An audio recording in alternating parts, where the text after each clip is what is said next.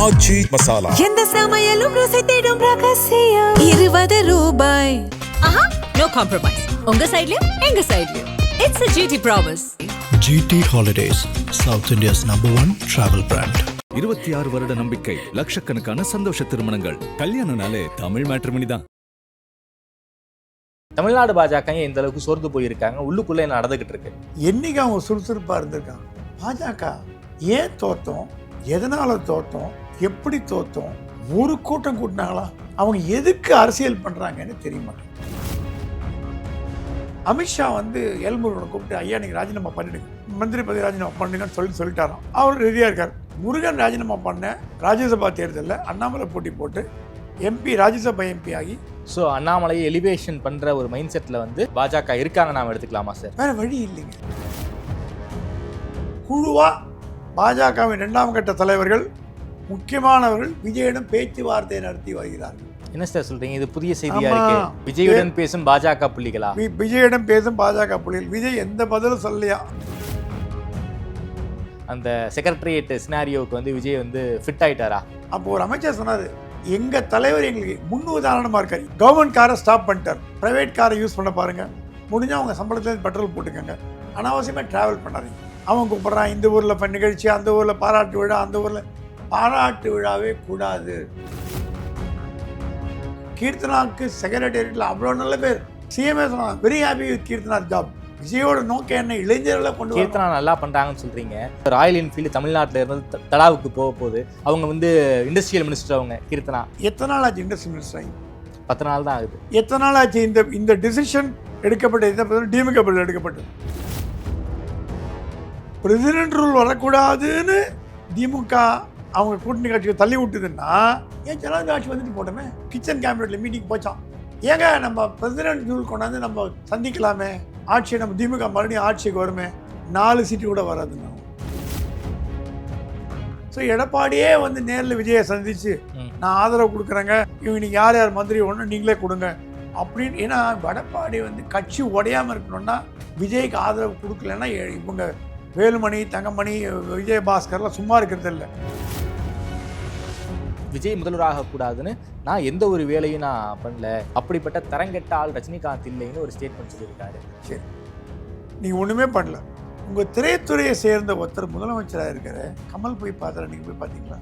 ஸ்டாலினை போய் பார்த்தீங்களா? ஸ்டாலின் என்ன பிளான் பண்ணாரா? திருமாவை முதலமைச்சராக்கினா திமுகவால் உருவாக்கப்பட்ட முதலமைச்சர் அப்படின்னு சொல்லி பட்டியலின மக்களை கொஞ்சம் சமாதானப்படுத்தலாம் அப்படின்னு பிளான் போட்டு சொல்லி அமைச்சாராம் எடப்பாடி. எடப்பாடி சொன்னானா, நான் முதலமைச்சராகிறதுக்கு நீங்கள் சப்போர்ட் பண்ணுறீங்களா? நான் முதலமைச்சராக. திருமாவை முதலமைச்சர் நான் ஏங்க சப்போர்ட் பண்ணோம்? அது மீடியேட்டர். ஆதனையர்களுக்கு அன்பு வணக்கம். இன்று நம்மோடு மூத்த பத்திரிகையாளர் திருமிகு பிரகாஷம் சுவாமி அவர்கள் உள்ளார். வணக்கம் சுவாமி சார். வணக்கம். இந்த இன்டர்வியூவை தமிழ்நாடு பாஜகவிலிருந்து ஆரம்பிக்கணும்னு நினைக்கிறேன். தேர்தல் முடிவுகளுக்கு வந்த பிறகு தமிழ்நாடு பாஜக ரொம்ப அமைதியாக இருக்காங்க. எந்த ஒரு பெரிய செயல்பாடுகளையும் அவங்க கிட்ட இருந்து பார்க்க முடியல.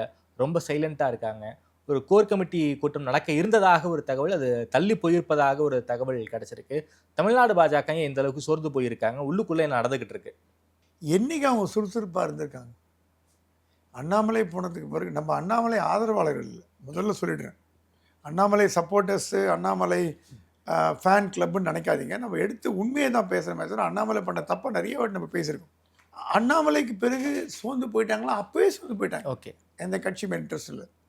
தேர்தலுக்கு பிறகு எல்லா கட்சியும் சுய பரிசோதனை பண்ணுது. இப்போ திமுக பாருங்கள், டக்கன்னு கூப்பிட்டு அது சொல்லி தான் மாவட்ட செயலாளர்கள் யாரும் தலையிடக்கூடாது, நிர்வாகிகள் தலையிடாது, குழு அந்த ஃபேக்ட் ஃபைண்டிங் கமிஷன் தொண்டர்களை போய் பார்க்கும். அதுதான் உண்மையான மக்கள் பல்ஸ் அறிகிற ஒரு பழக்கம்.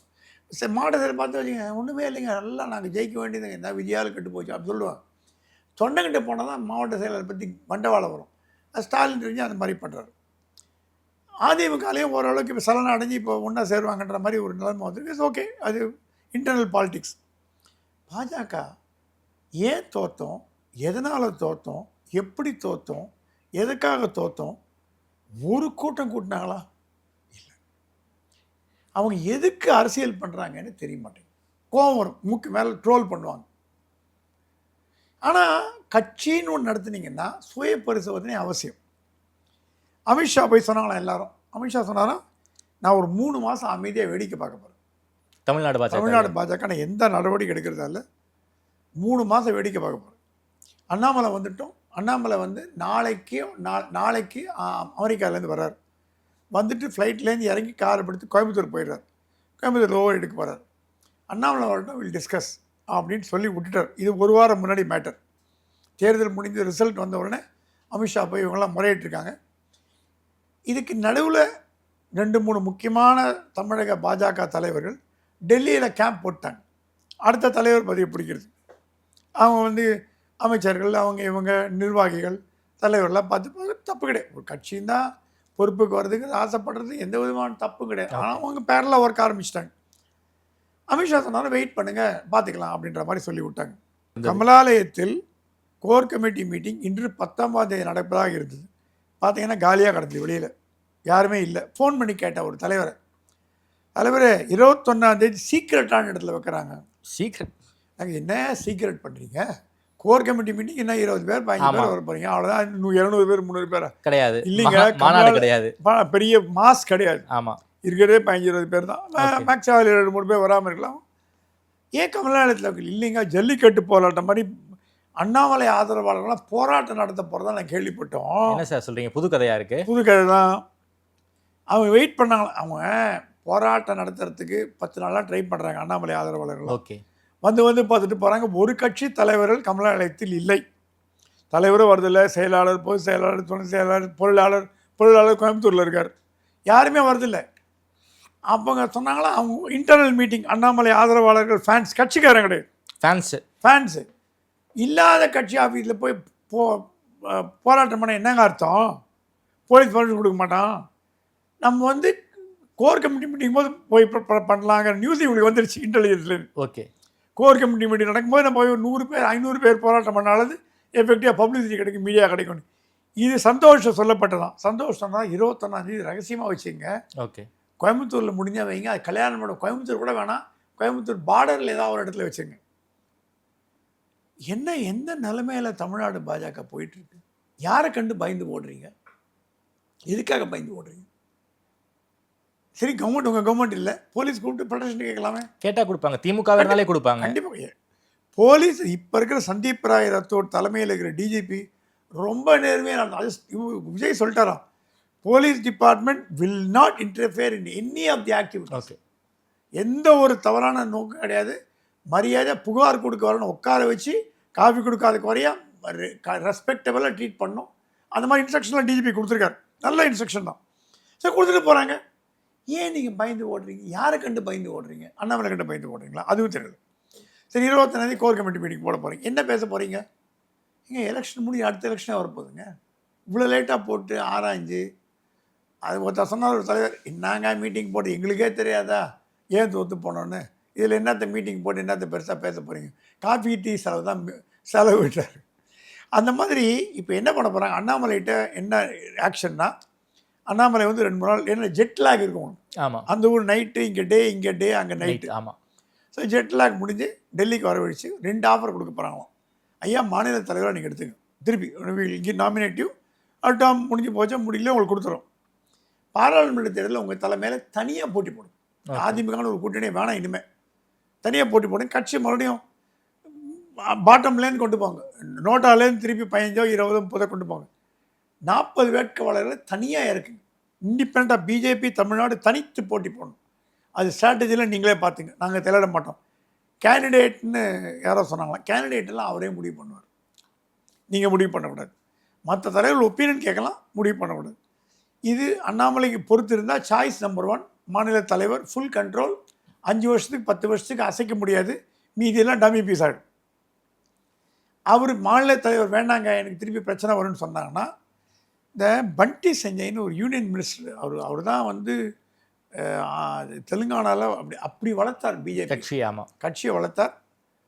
அவருக்கு வந்து ஏதோ எம்பி ஆக்கி அவரை மத்திய உள்துறை இணையமைச்சராக போட்டாங்க. அமித்ஷாவுக்கு அவர் மகன் ஏதோ ஒரு கேஸில் மாட்டிட்டார், வீட்டில் கைதாகிட்டார் நினைக்கிறேன், சரியாக தெரியல. ஸோ எதிர்கட்சியெலாம் காங்கிரஸ்லாம் அப்படி திட்டினோடனே அவர் சொன்னார், பொறுப்பு மாரல் ரெஸ்பான்சிபிலிட்டி, என் பையன் தப்பு பண்ணனா இல்லையான்னு ப்ரூவால குற்றச்சாட்டு தான், இருந்தாலும் நானே ராஜினாமா பண்ணுறேன்னு அமித்ஷாட்ட பிரைம் மினிஸ்டர் சொன்னாராம். பிரைம் மினிஸ்டர் சொன்னாலும் பண்டி இட்ஸ் யுவர் சாய்ஸ், நீங்கள் வந்து மாரலாக ரெஸ்பான்சிபிள் பண்ணிங்கன்னா நீங்கள் விடுதலை நாட்டு திருப்பி உங்களை மந்திரியாக எடுத்துக்கிறேன் கண்டிப்பாக, ஓகே நீங்கள் ரிசைன் பண்ணிட்டு போயிடுங்கன்னா இந்த மாதிரி ரிசைன் பண்ணுறாரு. அமித்ஷா வந்து எல்முருகனை கூப்பிட்டு ஐயா நீங்கள் ராஜினாமா பண்ணிவிடுங்க, எம்பி பதவியை மந்திரி பதவி ராஜினாமா பண்ணிவிடுங்க, இதோ இருந்த வரைக்கும் போதும், நல்லா சிறப்பாக பண்ணிங்க, ராஜினாமா பண்ணுங்கன்னு சொல்லிட்டாராம். அவர் ரெடியாக இருக்கார். செகண்ட் சாய்ஸ் அண்ணாமலைக்கு என்னென்னா, முருகன் ராஜினாமா பண்ண அந்த எம்பி தேர்தலில் ராஜ்யசபா தேர்தலில் அண்ணாமலை போட்டி போட்டு எம்பி ராஜ்யசபா எம்பி ஆகி பண்டி சஞ்சய் இருந்த இடத்துல உள்துறை இணையமைச்சர் அப்படிங்கிற போஸ்ட் ரொம்ப நாளாக பேசிட்டு இருக்கோம். நீங்கள் கூட கேட்பீங்க எத்தனை வருஷமாக பேசுகிறீங்க சார்னு. அது காலம் வந்து நான் கேட்கலான்னு நினச்சா நீங்களே சொல்லிட்டீங்க. காலம் கனியும் போது தான் கனியும். ஓகே, நீங்கள் தடியால் அடித்தா கூட பழம் எப்போ பழுக்குமோ அப்போ தான் பழுக்கும், தடியால் அடித்தாலும் பழுக்க போகிறதில்ல. பாஜகவில் எல்லாமே கொஞ்சம் மொல்லமாக தான் நடக்கும். ஓகே, அது கொஞ்சம் ஸ்லோ அண்ட் ஸ்டடி விந்தரு. அவங்க கேட்டால் ஸ்லோ அண்ட் ஸ்டடி. ஸோ இந்த 2 சாய்ஸ் கொடுக்கப்படும். எதை அண்ணாமலை எடுத்துக்க போகிறாரு, ஓகே, என்ன பண்ண போகிறாரு, இல்லை 2மே வேணாம் தனி கட்சி ஆரம்பிக்க போகிறேங்கிறாரா, இது நம்ம கையில் இல்லை. அண்ணாமலை என்ன மனசில் நினைக்கிறாங்கன்னு சொல்கிற அளவுக்கு நமக்கு அந்த தகுதி இல்லை. புரியுது. ஸோ இதுதான் பாஜகவோட தற்கால நிலைமை. ஸோ அண்ணாமலையை எலிவேஷன் பண்ணுற ஒரு மைண்ட் செட்டில் வந்து பாஜக இருக்காங்க, நாம் எடுத்துக்கலாமா சார்? வேறு வழி இல்லைங்க. ஓகே, அண்ணாமலைக்கு நிகரான தலைவர், அண்ணாமலைக்கு அடுத்த லெவலில் தலைவர், ஆளை சேர்க்கக்கூடிய தலைவர் யாருமே இல்லை. அது வந்து நான் தவறாக சொல்ல மாட்டேன். நீங்கள் இளைஞர்களை சேர்த்துக்கல. இப்போ சிடி நிர்மல்குமார்லாம் பிஜேபியில் இருந்தார், இப்போ மந்திரியாக உட்காந்துருக்கார், லா மினிஸ்டர் உட்காந்துருக்கார். அவர் இளைஞர், அவரை பயன்படுத்தாமல் என்ன பிரச்சனைன்னு தெரியாது. நிறைய ஆட்கள் வெளியில் அனுப்பிச்சு அவங்க வெளிக்கட்சியில் போய் பிரபலமானதை பார்த்து பாஜகவில் வைரர் இருந்தால் ஜாஸ்தி. நேற்று வரைக்கும் என் கூட இருந்தாப்பா நீங்கள் மந்திரி ஆகிட்டான்ப்பா, நேற்று வரைக்கும் என் கூட இருந்தாப்பா நீங்கள் மந்திரி ஆகிட்டான். யார் பண்ண தப்பு? நீங்கள் தப்பு, நீங்கள் வெளியில் அனுப்பிச்சிங்க. ஸோ இந்த மாதிரி பல்வேறு பிரச்சனைகள் இருக்கிறதுனால ஒரு சுமூகமாக முடிவு வரணும்னா இரும்பு கரம் கொண்டு அடக்கப்பட வேண்டும். அமித்ஷா சொல்லிட்டாராம், இந்த வாட்டி தேர்தலில் போட்டி போட்ட 70-80% பீப்புளுக்கு இனிமேல் தேர்தலில் இடம் கிடையாது, கட்சியில் இருந்தால் இடத்த காலி பண்ணிட்டா பண்ணணுன்னு இன்னொரு கேள்வி போட்டால் ஒரு குழுவாக பாஜகவின் 2ஆம் கட்ட தலைவர்கள் முக்கியமானவர்கள் விஜயிடம் பேச்சுவார்த்தை நடத்தி வருகிறார்கள். என்ன சார் சொல்கிறீங்க? இது புதிய செய்தியாக இருக்கு. எனக்கு வந்து தகவல், விஜயுடன் பேசும் பாஜக புள்ளிகளா? விஜயிடம் பேசும் பாஜக புள்ளிகள். விஜய் எந்த பதிலும் சொல்லலையா? அவர் ஃப்ரெண்டு போய் கேட்டாங்களாம், அவர் விஜய் ரொம்ப ரியாக்டே காட்ட மாட்டேங்கிறார். அப்படியா, ரைட் அப்படின்னு சொல்லி விட்டாராம். அவர் மைண்டில் என்ன போடுறதுன்னு கண்டுபிடிக்கிறது அமைச்சரால் ஆதவாஜினாவாலே முடியாது போல இருக்கு. அந்த மாதிரி மைண்ட் செட் வச்சுருக்காரு. ஸோ திமுகலேருந்து அதிமுகலேருந்து வரவங்களை கூட கன்சிடர் பண்ணலாம், பாஜகலேருந்து வரவங்கள கன்சிடர் பண்ணுவாங்களான்னு தெரியாது. ஆனால் இங்கே வந்து இந்த நியூஸ் வெளியில் வந்து பாஜகவினிடம் பரவலாக பரவி விட்டது. இவங்களாம் போகிறாங்களே இவங்களாம் போகிறாங்கன்னு தெரிஞ்சவொடனே கட்சியிலும் மரியாதை போச்சு, விஜயம் எடுத்துக்கல, நடுக்கடலில் தொங்குற மாதிரி லிம்போவில் இருக்காங்க இவங்களாம். ஓகே சார், அதே போல் விஜய் அவர்களை பற்றியும் நம்ம நிச்சயம் பேசி ஆகணும். ஆட்சி அமைச்சாச்சு, ஒரு 9 அமைச்சர் தான், விஜயோடய சேர்த்து ஒரு 10 அமைச்சர், மொத்தம் 9 அமைச்சர் தான் மினிஸ்ட்ரியில் இருக்காங்க. பல்வேறு டிபார்ட்மெண்ட்ஸ்க்கு இன்னும் வந்து மினிஸ்ட்ரி கொடுக்காமல் இருக்காங்க. என்ன சார் நடக்க வாய்ப்பு இருக்குது? குறிப்பாக தினமும் கோட்டைக்கு வராருங்கிற தகவலெல்லாம் வந்து நம்ம பார்த்துக்கிட்டு இருக்கோம். எப்படி சார் அந்த செக்ரட்டரியேட் சினாரியோவுக்கு வந்து விஜய் வந்து ஃபிட் ஆகிட்டாரா? நான் 2 நாளாக செக்ரட்டரியேட் போயிட்டு வந்தேன். 5 வருஷமாக செக்ரட்டரியேட் போகல. ஓகே, ஏன்னா பத்திரிகையாளர் மதிக்காத ஒரு செக்ரட்டரியேட் எனக்கு போகிறதுக்கு விருப்பம் இல்லை. 2 நாளாக போய் எல்லா அமைச்சர் ஸ்பீக்கர் எல்லாரையும் பார்த்தேன், ரொம்ப அன்பாக இருந்தாங்க. அப்போ ஒரு அமைச்சர் சொன்னார், எங்கள் தலைவர் எங்களுக்கு முன்னுதாரணமாக இருக்கார், இதை பண்ணுன்னு சொல்கிறது இல்லை. ஓகே, கவர்மெண்ட் காரை ஸ்டாப் பண்ணிட்டார், ப்ரைவேட் கார்லாம் வரார். அப்புறம் அமைச்சர்களுக்கும் சொன்னாராம், முடிஞ்ச வரைக்கும் செலவை குறைக்க பாருங்கள், நம்ம மாநிலம் வந்து ரொம்ப மட்டமாக இருக்குது, ஃபினான்ஸ் பேடாக இருக்குது, முடிஞ்சுன்னா ப்ரைவேட் கார் எடுத்து, அதுக்கு நீ சைக்கிள் ஸ்கூட்டரில் போகணுன்னு நான் சொல்ல மாட்டேன். ஓகே, உங்கள் ப்ரைவேட் காரை யூஸ் பண்ணுங்கள். ப்ரைவேட் பெட்ரோல் சம்பளம் கொடுக்குறாங்களே கவர்மெண்ட்டில், சேலரி செல் பண்ணுவீங்களே. இப்போ ஐடி எம்ப்ளாயி கார் கொடுத்தாங்கன்னா அந்த பெட்ரோல் போடுறாங்களே, நீ என்னங்க கேளுங்க. சீஃப் செக்ரட்டரி ஆச்சரியப்பட்டாராம். ஓகே, பெட்ரோல் குறைங்க, ப்ரைவேட் காரை யூஸ் பண்ண பாருங்கள், முடிஞ்சால் உங்கள் சம்பளத்துலேருந்து பெட்ரோல் போட்டுக்கோங்க, வீட்டிலேருந்து சார் நீங்கள் கொண்டாடாமல் நாங்களே கொண்டு வரோம், ஓகே ரைட். அடுத்தது, அனாவசியமாக ட்ராவல் பண்ணாதீங்க. அவன் கூப்பிட்றான், இந்த ஊரில் நிகழ்ச்சி, அந்த ஊரில் பாராட்டு விழா, அந்த ஊரில் பாராட்டு விழாவே கூடாது. மக்கள் பாராட்டிட்டாங்கல்ல, அதுக்கப்புறம் நிறுத்திங்க. பாராட்டு விழா, அந்த மாலை போடுறது, பொன்னாடை போத்துறது, எந்த அமைச்சருமே 4 பொன்னாடை கொண்டு போனேன், நான் எங்கள் வீட்டில் இருக்குது, பொன்னாடை கிடையாது, ஷால் கிடையாது, மாலை கிடையாது, பொக்கே கிடையாது. பொக்கே ஓரளவுக்கு வாங்கிக்கிறாங்க. அது என்ன சொல்கிறாங்க, சில மினிஸ்டர்னு சொல்கிறாங்களா, நாங்கள் பொக்கே என்னங்க பண்ண போகிறோம், ஒரு பொக்கே வெளியில் வைங்க, வரவங்களாம் அதை கொடுத்து ரிப்பீட் பண்ணிட்டோம், அதே ரீசைக்கிள் பண்ணிட்டோம், அவங்க ஃபோட்டோ எடுத்துக்க ஆசைப்பட்டாங்க, எடுத்துக்கிட்டோம். ஆனால் பொக்கே கொண்டாட வேணாம்.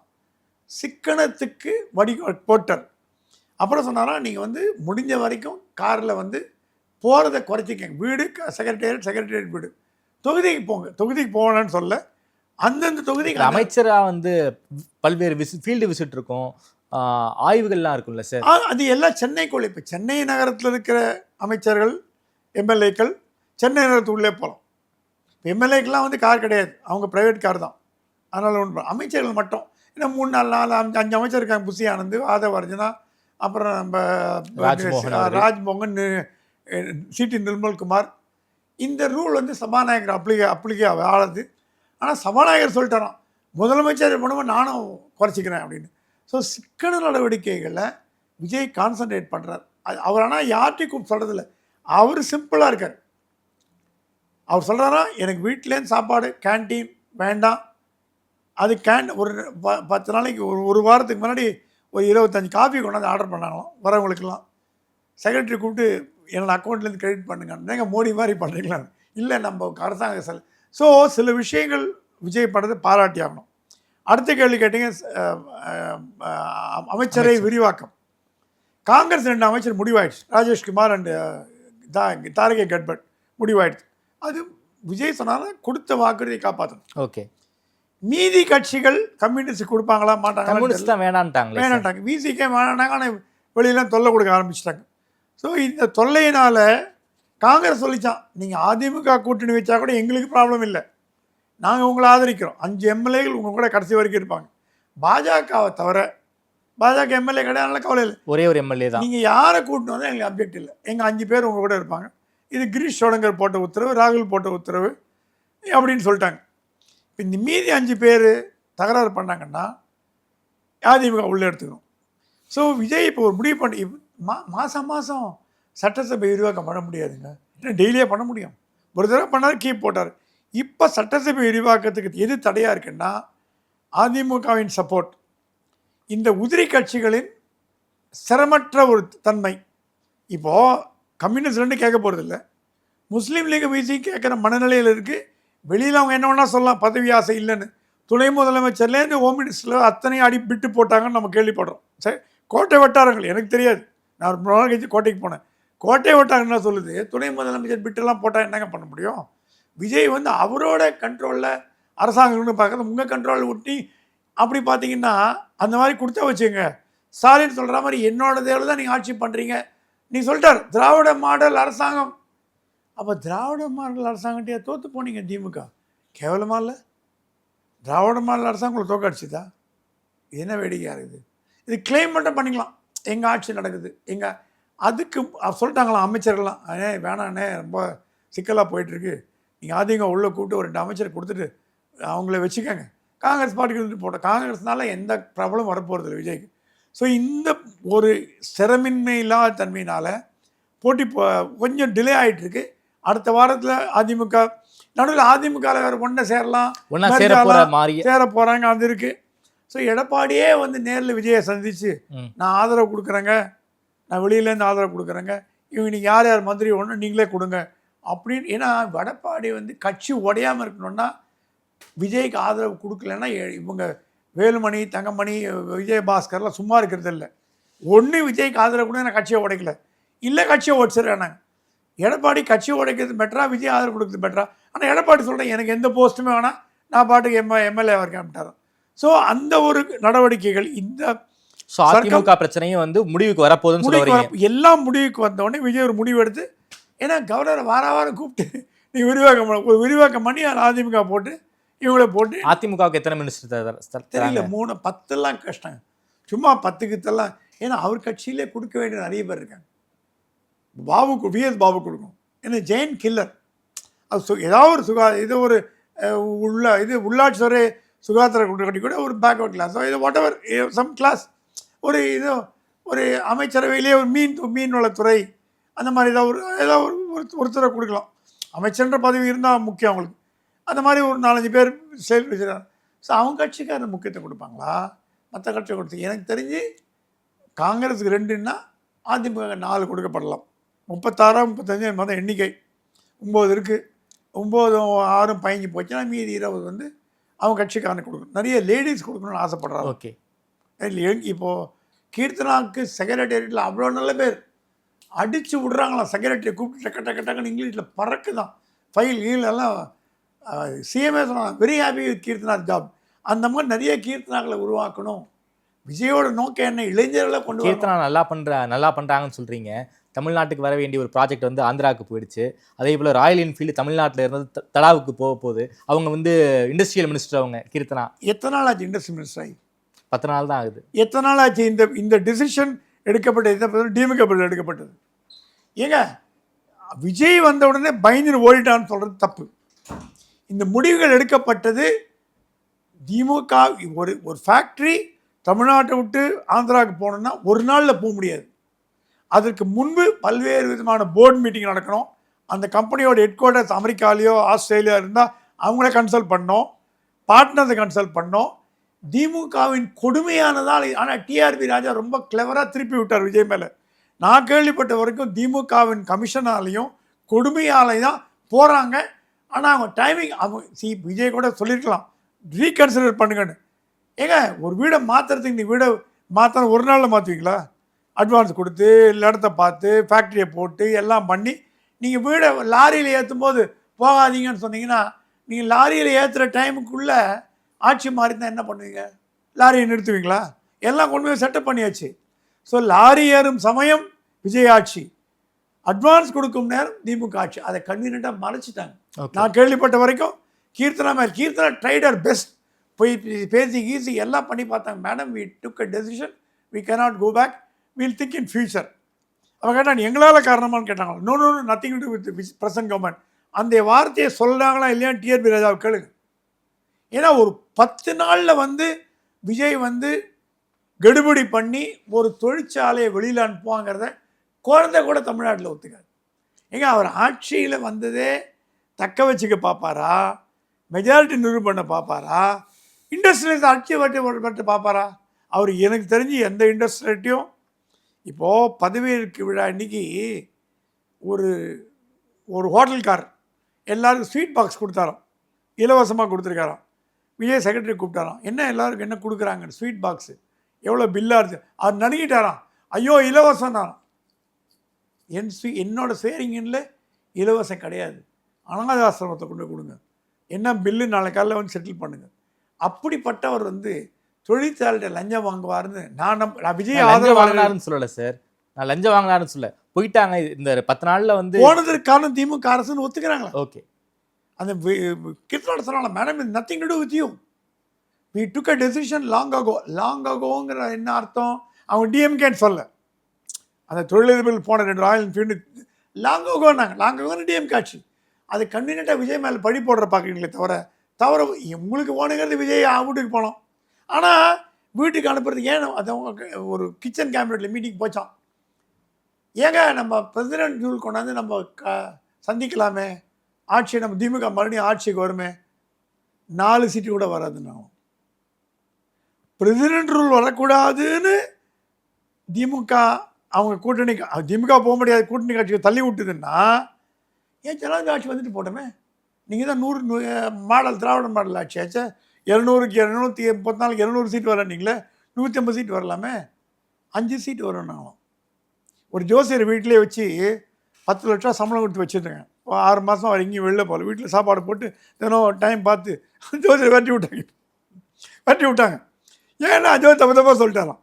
இது என்ன வேடிக்கைன்னா திமுக அது மேலே நம்பிக்கை இருந்து போச்சு. அதனால் வந்து இவங்க இந்த மாதிரி பண்ணுறாங்களே தவிர இது ஒன்றும் வந்து விஜயினால் இந்த தொழிற்சாலைகள்லாம் போகிறதுன்னு சொல்கிறது வந்து முட்டாள்தான். Okay sir. ஏன் சார் பிடிஆர் வந்து கொஞ்ச நாள் ஓய்வு இருக்க போறேன்னு சொல்லியிருக்காரு, இதுக்கு என்ன காரணம்? இதுக்கு முதல் காரணம் குடும்ப சூழ்நிலை. பிடிஆர் வந்து மெத்த படித்தவர், அறிவாளி, மேனேஜ்மெண்ட் குரு, வால் ஸ்ட்ரீட்டில் மதிக்கப்படும் ஒரு மனிதர். வால் ஸ்ட்ரீட்டில் நடந்தது அவருக்கு அமெரிக்காவில் பேர் தியாகா தான். பிடிஆர் பழனிவேல்லாம் நம்ம அங்கே எனக்கு தெரிஞ்சு நான் நியூயார்க்கில் இருந்து ஒரு மீட் பண்ணியிருக்கேன். அவர் வந்து ஸ்டான்சார்ட் பேங்க்கில் வைஸ் சேர்மனாக இருந்தார், சிங்கப்பூரில் கொஞ்சம் நாளைக்கு இருந்தார். என்னோடய ஃப்ரெண்டு மாதவன் ராமசாமியோட நெருங்கிய நண்பர் அவர். Brilliant man, brilliant. அந்த மாதிரி ஒரு வால் ஸ்ட்ரீட்டில் போற்றப்படும் ஒரு மனிதர். அவர் ஏதோ நல்லது பண்ணான்ற எண்ணத்தில் அரசியலுக்கு வந்தார். அவர் வெளிப்படையாக பேசக்கூடியது. அவருக்கு வந்து உள்ளொன்று வைத்து புறமென்று பேசும் மனம். ஏன்னா அமெரிக்காவில் வாழ்ந்தவங்க டப்பு டப்புன்னு மூஞ்சி, எனக்கு என்ன பிரச்சனைனா நான் டப்பு டப்புன்னு மூஞ்சில் அடிக்கிறது தான் எனக்கு எதிரிகள் அதிகமாகறாங்க. உள்ளே ஐயா அவங்கள மாதிரி போடா தப்புன்ட்டு போடான்னு சொல்கிறதுனால அவர் அந்த மாதிரி. ஏன்னா யூஎஸ் லைஃப் ஸ்டைலே டிரான்ஸ்பரண்ட் லைஃப் ஸ்டைல். மூஞ்சில் டப்பு டப்புன்னு சொல்லிட்டு போய்டும் பேச்சுமா. தியாகா அந்த மாதிரி இருந்து தமிழ்நாடு அரசியல் ஒத்து வரல. அவர் வந்து உள்ளொன்று புறமொன்று வைத்து பேசாதவர். சில கமெண்ட் எல்லாம் வெளியில் லீக் ஆச்சு. அது ப்ராப்ளம் வந்து பதவி இறக்க மாட்டாங்க, ஐடி துறையில் கொடுத்தாங்க. அதுவாது அமைச்சரவையில் பதவி இருந்தேன்னு சந்தோஷப்பட்டு இதை பண்ணிட்டு இருந்தார். மதுரையில் மூர்த்தி அவருக்கு தொல்லை கொடுத்தாங்க. மூர்த்தியெல்லாம் பிடிஆருக்கு இணையே கிடையாது. பிடிஆர் அரசியல்வாதி இல்லை, மேனேஜ்மெண்ட் குரு. அவர் ஏன் மற்ற மாநிலங்களை எடுத்துக்காட்டாக பண்ணார்னா அவர் கொடுத்த பட்ஜெட். அவர் என்ன அவருக்கும் ஸ்டாலினுக்கு சண்டை புத்திரமா வந்தது, இலவசங்களே கொடுக்கக்கூடாதுன்னா. மற்ற அமைச்சர்கள் சொன்னாலாம் பிடிஆர் வச்சா பூனியாவது கட்சி ஜெயிக்க முடியாது, என்னோட துறை ஒழுங்காக இருக்கணும்னா கடன் வாங்கக்கூடாது. ஏன்னா அவர் வால் ஸ்ட்ரீட் ப்ராடக்ட். அதே முட்டிக்கிச்சு. அப்புறம் இப்படி இந்த ஆடியோ வீடியோ எல்லாம் இப்போ ப்ராப்ளம் வந்து. அது இல்லாமல் பிடிஆர் வைஃப் சொல்லிட்டாங்களாம், Thiaga let's go back to US, எனக்கு I'm fed up with all this political thing, எனக்கு வீட்டில் நிம்மதி வேணும். அவங்க ஷீஸ் அன் அமெரிக்கன் லேடிஸ். ஆனால் அவங்க குடும்ப பாங்கு தமிழ்நாடு கோலம் போடுவாங்க, மஞ்சள் இட்டுப்பாங்க. நான் பார்த்துருக்கேன் பாளையம் ஹவுஸில் மகாலட்சுமி மாதிரி இருப்பாங்க. அமெரிக்கன் கவுனுலாம் போட்டு போக மாட்டாங்க. அமெரிக்கன்னா அந்த அமெரிக்கன் நினைக்காதீங்க. குட்டப்பாவோட போடுறது நம்ம ஆட்கள் தான். புடவை கட்டின்னு தான் வருவாங்க, இல்லை சுடிதார் போடுவாங்க, இல்லை அந்த மாதிரி இது போடுவாங்க. அவங்க சொல்லிட்டாங்களே Thiaga I'm fed up with politics, நம்ம அமெரிக்காவுக்கு போயிடலாம், பாலிடிக்ஸ் நீங்கள் நல்லது பண்ணணுன்னு வந்தீங்க, நல்லது பண்ண உங்களை விடலை, உங்கள் கட்சிக்காரனே உங்களை துரோகம் பண்ணிட்டான், உங்களை தோக்கடிச்சே உங்கள் கட்சிக்காரன் தான், பணம் கொடுக்காத ஜெயிச்ச நீங்கள் இந்த வாட்டி தோற்று போனீங்க கட்சிக்காரன், நம்ம அமெரிக்கா போயிடலாம், நிம்மதியாக இருப்போம். அது கட்சியிலேருந்து ராஜினாமா பண்ணுறதுக்கான முன்னுதாரணம் தான். அது இல்லாமல் அவருக்கு நெருங்கிய நண்பர்களே சொல்லிட்டாங்களாம், எங்களே ஓரம் கட்டிட்டாங்க, அப்புறம் நீங்களாம் எந்த முறைக்கு, அவர் உறவுக்காரங்க நெருங்கிய நண்பர்களாம், எங்களே ஓரம் கட்டாங்க, நீங்கள் தேகா நீங்கள் வேலையை பார்த்துட்டு போயிடுங்க, நீங்களும் ஒதுக்கிட்டேன், அப்பா பையன் கட்சி நடத்த நமக்கு என்ன வந்து விட்டுருங்க அப்படின்னு எக்ஸ்டர்னல் ஃபோர்ஸஸ்லாம் சொன்னோடனே பிடிஆர் சொல்லிட்டாரா, எனக்கு பாலிடிக்ஸ் ஒத்து வராதுங்க சொன்னாராம். நான் வால் ஸ்ட்ரீட்டில் கிங்காக இருக்கலாம், ஆனால் அரசியலில் தோற்று போயிட்டேன். நல்லது பண்ணணுன்னு பார்த்தேன், 10 பைசா லஞ்சம் வாங்கலை. பிடிஆர் மட்டுமே லஞ்சம் வாங்காத அமைச்சர். அவரை பற்றி மதுரை மேயர்லாம் சொல்லுவாங்க. அவர் பேர் இப்போ என் பேரை வச்சு 4 பேர் மியூசிபல் நான் என்னங்க பண்ண முடியும்? அவர் அந்த மாதிரி பண்ணியிருக்கலாம். ஆனால் லஞ்சம் என்ன தேவையில்லை. லஞ்சம் வாங்கணும்னு அவருக்கு பிடிஆருக்கு தேவையில்லை. 10 தலைமுறைக்கு பணம் இருக்குது அவர்கிட்ட. ஆமாம், அவருக்கு எந்த கட்ட பழக்கமும் கிடையாது. அவருக்கு எந்த குடி ரேஸு சூது இது ஆல்கஹால் எதுவுமே கிடையாது. அமெரிக்காவில் கூட அவர் பார்ட்டிலாம் போனாலும் கோக் தான் குடிப்பார்னு கேள்விப்பட்டேன். அது நல்ல பண்புகள் உண்டு. அந்த ஃபேமிலி பிடி ராஜன் ஃபேமிலிங்க, பிடிஆர் இப்போ பள்ளிவராஜ் ஃபேமிலி. அது அவரை போய் நீங்கள் சீண்டி பார்த்து தோக்கடிச்சிங்கன்னா, கட்சியிலேருந்து 1-2 புத்திசாலிகளும் அமுச்சு விட்டிங்கன்னா சேகர் பாபு தான் மிஞ்சுவாங்க. அவர் வச்சுன்னு கட்சி நடத்துங்க, நல்ல பிரமாதமாக நடத்துங்க, யார் வேணாங்க. ஸோ பிடிஆர் போனதுக்கு மெயின் காரணம் பிடிஆர் மட்டும் இல்லை, சில கட்சியோட தொடர்பு இல்லாத சில முக்கியஸ்தர்களும் அவருக்கு அட்வைஸ் பண்ணாங்க, நீ போயிடுங்க வேண்டான்னு அவர் கிளம்பிட்டார். அதே போல் சூப்பர் ஸ்டாரும் ஒரு ஸ்டேட்மெண்ட் சொல்லியிருக்காரு சார், விஜய் முதல்வராகக்கூடாதுன்னு நான் எந்த ஒரு வேலையும் நான் பண்ணல, 2 பெரிய கட்சிகள் கூட்டணி பேசுவதற்காக என் மீது இப்படிப்பட்ட வதந்தியெல்லாம் பண்ணுறாங்க, அப்படிப்பட்ட தரங்கெட்ட ஆள் ரஜினிகாந்த் இல்லைன்னு ஒரு ஸ்டேட்மெண்ட் சொல்லியிருக்காரு. ப்ரெஸ்ஸை கூப்பிட்டு வச்சு பேசியிருக்காரு. இந்த ஸ்டேட்மெண்ட் ஏன் ரஜினிகாந்த் சொல்லணும்? நம்ம தான் அதை பிரேக் பண்ணோன்னு நினைக்கிறேன். ஓரளவுக்கு பூடகமாக பேசணும். சரி, நீங்கள் ஒன்றுமே பண்ணல. உங்கள் திரைத்துறையை சேர்ந்த ஒருத்தர் முதலமைச்சராக இருக்கிற கமல் போய் பார்த்தார, நீங்கள் போய் பார்த்தீங்களா? இன்னும் விஜய் வந்து உங்கள் வீட்டுக்கு வருவாரா? கமல் கூட போய் பார்க்கல சார், கமல் வீட்டுக்கு தான் விஜய் போனார்னு நினைக்கிறேன். கமல் வீட்டுக்கு விஜய் போய்க்கலாம், தட் இஸ் கமல் மீட் பண்ணார். நீங்கள் அவர் கூப்பிட்டீங்களா, இல்லை போய் பார்த்தீங்களா? ஏதாவது இப்போது முதலமைச்சரை பார்க்குறது மரியாதை. சரி, ஏதாவது ஒரு வாழ்த்து தேதி கொடுத்தீங்களா? அவர் கொடுத்த ஸ்டேட்மெண்ட் எல்லாமே ஏதோ வந்தார், ஏதோ ஜெயித்தார், அந்த மாதிரி தவிர நீங்கள் என்ன ஒரு சூப்பர் ஸ்டாராக உங்கள் துறையை சேர்ந்தவர், இப்போ பத்திரிகையாளர் துறையை சேர்ந்த முதலமைச்சர் நம்மளாம் போய் பார்ப்போமா மாட்டோமா?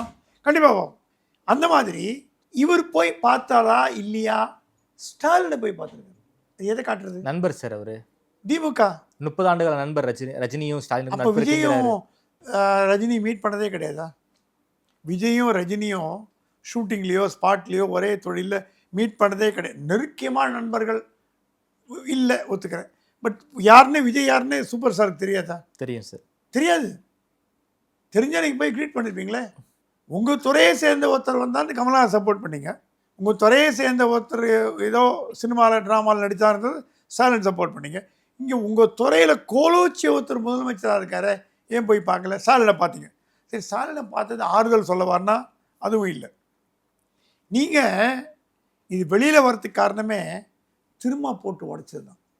நம்ம சொல்ல அவங்க முதலமைச்சரை ஆகணும்னு பிளான் நாங்கள் ஒன்றும் பண்ணலைங்க, அவங்க பேசினாங்கன்ற மாதிரி வந்தது. கிட்டத்தட்ட அது இன்ஃபர் பண்ணிட்டோம், நம்ம நியூஸ் கேதர் பண்ணிட்டோம். ஆனால் எடப்பாடி ஒத்துனா எடப்பாடி ஒத்துக்கலை.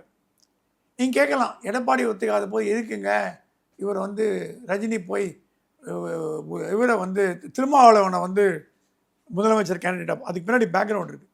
இந்த தடவை பட்டியலின மக்கள் வாக்குகள் கம்ப்ளீட்டாக விஜய் பக்கம் போயிடுச்சு.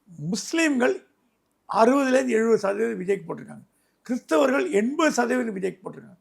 இதுதான் திமுக கிடைத்த மரணடி காரணம்.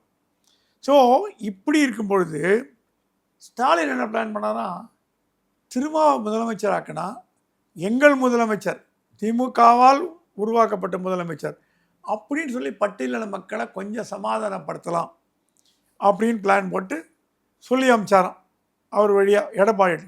எடப்பாடி சொன்னாரா, நான் முதலமைச்சர் ஆகிறதுக்கு நீங்கள் சப்போர்ட் பண்ணுறீங்களா, நான் முதலமைச்சர் ஆகிறேன். திருமாவை முதலமைச்சர் நான் ஏங்க சப்போர்ட் பண்ணோம்? அது மீடியேட்டர் வாஸ் ரஜினி. இது வந்து சிஎம் வீட்லேயும் தெரியும், எடப்பாடி வீட்லேயும் தெரியும். திருமாவுக்கு இது தெரிஞ்ச 3 பேர் சிஎம், பழைய சிஎம் ஸ்டாலின், எடப்பாடி, திருமா. இன்டெலிஜென்ஸ் மோப்பம் முடிச்சிட்டாங்க. அஸ்ராகருக்கு முன்னாடியே இன்டெலிஜென்ஸ் திறமையான இன்டெலிஜென்ஸ் தாங்க. பாலநாகாதேவி யாரும் தெரியல, கண்டுபிடிச்சாங்க. கண்டுபிடிச்சி அந்த விஜய்கிட்ட போய் சொல்லிட்டாங்க. விஜய் ஒன்று சொன்ன ஒன்று அவர் ரியாக்டே பண்ண மாட்டார், அப்படியே கேட்டுன்னு விட்டாரோம். ஸோ இந்த விஷயங்கள் இன்னும் வெளியே வராமல் தடுக்கிறது, அமைதியாக இருந்தாலும் தடுக்காமல் போயிடும். ஆதாரத்தோடு யாராவது அதிமுக வெளியிட்டதுன்னா மானக்கப்பலே விடும் கண்டிப்பாக. ஏன்னா இது செஞ்சிருக்கான்ற எடப்பாடியார் இந்த திட்டவட்டமாக மறுத்திருக்காரு. எடப்பாடியார் மறுத்ததுக்கு காரணமே திருமாவளவனையே அவர் என்ன மறுத்திருக்கார், திருமாவளவனை முதலமைச்சராக ஆக்குவதில் நாங்கள் செயல்பாடு இல்லை, வாட் எவர் அக்ரிமெண்ட் இல்லைன்னு சொல்கிறார். நான் முதலாகிறதுக்கு ஸ்டாலின் ஒத்துக்கலைன்னு சொன்னாரா? இல்லை, எப்படி சொல்லுவார்? எப்படிங்க சொல்ல முடியும்? திருமா கூட நான் தான் முதலமைச்சராகவேன்னு அதிமுக போராடித்து கெட்டு போச்சுன்னு சொல்லுவாராங்கன்னு. அது அரசியல் நாகரிகம் இல்லை, யாரும் சொல்ல மாட்டாங்க. தோற்று போனவங்க ஏன் தோற்று போனேன்னு சொல்ல மாட்டாங்க, தோத்தேன்னு சொல்ல மாட்டாங்க, ஜெயிச்சாதான் சொல்லுவாங்க. சப்போஸ் திரும்ப ஜெயிச்சு முதலமைச்சரான நான் முதலமைச்சரானது காரணம் 2 நண்பர்களை கட்சி வேறுபாடு இல்லாமல் அதிமுக ஆதரிச்சுன்னு சொல்லிக்கலாம். முதலமைச்சரானதுக்கு முன்னாடி முதலமைச்சராக ரிஜெக்ட் பண்ண பிறகு எப்படி சொல்ல முடியும் ஓப்பனில்? இது ஏதோ ஒரு பழமொழி உண்டு, தமிழில் சொல்லக்கூடாது. அந்த மாதிரி பழமொழியை ஒட்டி தான் வருது. ஆகவே ரஜினிகாந்த் முயற்சிகள் எடுத்துக்கொண்டாரான்னா ரஜினிக்கு என்ன ஆசைன்னா திருப்பி ஸ்டாலின் முதலமைச்சராக உட்காரணும். அதுக்கு அவரால் முடிஞ்ச வேலையை பண்ணலாம். அப்போ உங்கள் துறையில் இருக்க விஜய் எதிர்க்கு நீங்கள் செயல்படுறீங்களா? ட்ரோல் பண்ணாங்க விஜய் ஆட்கள்லாம் தப்பு இல்லை, ரைட் தான். சூப்பர் ஸ்டார் கிரீடெல்லாம் கீழும் ரொம்ப நாள் ஆச்சு. இப்போ நீங்கள் கேட்கப்படுறீங்க, குடும்பம் சொல்கிறாங்களாம் நீங்கள் அப்போவே அரசியல் வந்தால் முதலமைச்சராக இருக்கலாங்க. யார் வரலாம் தடுத்தது? யாரை கைப்பிடி தடுத்தாங்களா? சுபாஷ்கரன் தடுத்தாரா? ஸ்டாலின் தடுத்தாரா? உதயநிதி தடுத்தாரா? இல்லையே. நீங்கள் குதினா குதிக்கணும். டக்குன்னு குதிச்சார் விஜய். ஸ்விம்மிங் பூலில் போய் இந்த போட்டில் நின்று குதிக்கலாமா வேணாமா, 2 அடி பின்னாடி போகிறது, நாளைக்கு குதிக்கலாம், திருப்பி மேலே ஏறுறது, திருப்பி தைரியமாக குதிக்கிறீங்க ஸ்விம்மிங் பூலில். அதுதான் ஒரு வீரனுக்கு அழகு. 4 வாட்டி 10 வாட்டி போயிட்டு வந்து இல்லைங்க நான் ஸ்விம்மிங் பூலில் குளிக்க மாட்டேன், எனக்கு ஜலு பிடிச்சிக்கும் சளி பிடிச்சிக்கும் பேக் அடிச்சு போனால் வச்சுங்க, என்ன பண்ண முடியும்? அந்த நிலைமையில் தான் ரஜினிக்காரு. இந்த பழம் புளிக்கும், அதுதான் அவர் ஸ்டாண்ட். ஓகே சார், ரொம்ப நன்றி சார். தமிழ்நாடு தொடர்பான பல்வேறு கேள்விகளுக்கு ரொம்ப பதில் சொல்லியிருக்கீங்க. நேரில் வந்து எனக்கு பேசியதுக்கு நன்றி சுவாமி சார். நன்றி.